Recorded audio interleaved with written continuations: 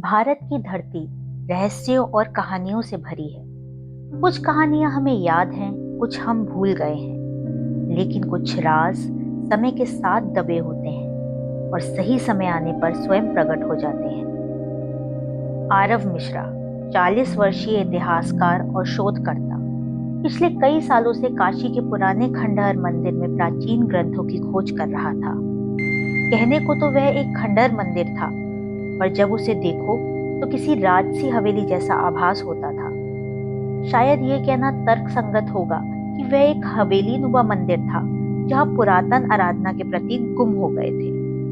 उसने हर कोना देखा, हर अलमारी खोली, हर बक्सा जांचा, पर कभी कुछ नहीं मिला। लेकिन आज अजीब तरह की बेचैनी उसे खींच रही थी, कुछ ऐसा जिसे वो समझ नहीं पा रहा था। बारिश की बूंदें छत से टपक रही थी, बिजली चमक रही थी और हवेली की खिड़कियां धूमिल रोशनी से चमक रही थी।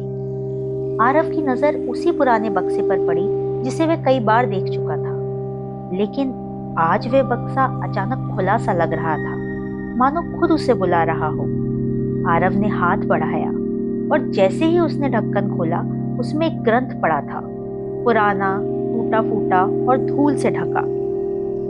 ग्रंथ के पन्नों पर एक रहस्यमयी चिन्ह था जो उसे कभी दिखाई नहीं दिया। आरव ने खुद से पूछा, मैंने इस जगह इतनी बार देखा इतने सालों से, फिर ये ग्रंथ अब अचानक कैसे मिला? वे ग्रंथ उसकी तरफ जैसे जीवित होकर बढ़ा। आरव ने उसे विश्वविद्यालय ले जाने का फैसला किया। वहां उसकी सहकर्मी डॉक्टर मीरा ने उसे चेतावनी दी, आरव, यह मुझे कोई मामूली ग्रंथ नहीं लग रहा। यह सिर्फ किताब नहीं है। मुझे लगता है इसे पढ़ना, इसे खोलना किसी खतरे से कम नहीं है। लेकिन आरव हंसा। इतिहास कभी खतरा नहीं होता, इंसान की जिज्ञासा ही खतरा है। रात को अकेले कमरे में उसने ग्रंथ खोला। हर पन्ना जैसे जीवंत हो उठा। कुरुक्षेत्र युद्ध की छायाएं, अश्वत्थामा की पीड़ा, समुद्र मंथन का शोर, नागलोक और नरसिंह द्वार के प्रतीक, और हर पन्ना फुसफुसा रहा था, तुम्हें यह देखना है, पर क्या तुम तैयार हो? जैसे ही आरव की निगाह आगे के पन्नों पर गई, वो महसूस करने लगा कि हवा बदल गई है। पन्नों से लाल दाग उभरने लगे। टेबल पर हल्की कंपन हुई, जैसे ग्रंथ जीवित था। उसी रात हॉस्टल लौटते समय आरव के सामने अचानक एक बूढ़ा साधु प्रकट हुआ। वो किसी ऋषि जैसा प्रतीत हो रहा था। साधु ने धीमी और गहरी आवाज में कहा, जिसे तुमने देखा है वह सिर्फ किताब नहीं, यह एक द्वार है, और अब तुम्हें देखना होगा वह जिसे आम इंसान नहीं देख सकता। और पलटते ही साधु अदृश्य हो गया। आरव घबरा गया। उसने वापस जाकर ग्रंथ फिर से खोला। आखिरी पन्ने पर लिखा था, तुम्हारे उत्तर तुम्हें नरसिंह के द्वार तक ले जाएंगे, वहां तुम्हें सब समझ आएगा।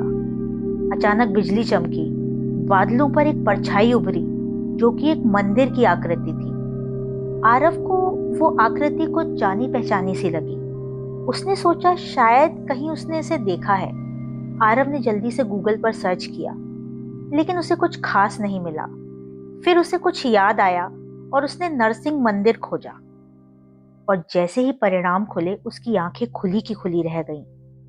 बिल्कुल वैसी ही आकृति उसके सामने थी जैसी उसने पहले बादलों में बिजली के चमकते हुए रूप में देखी थी। वह मंदिर और उसकी छवि उसके सामने अब जीवंत हो उठी थी।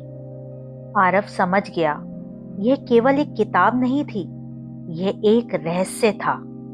लेकिन आरव को अभी तक ये नहीं पता था कि अब उसकी जिंदगी पूरी तरह बदलने वाली थी।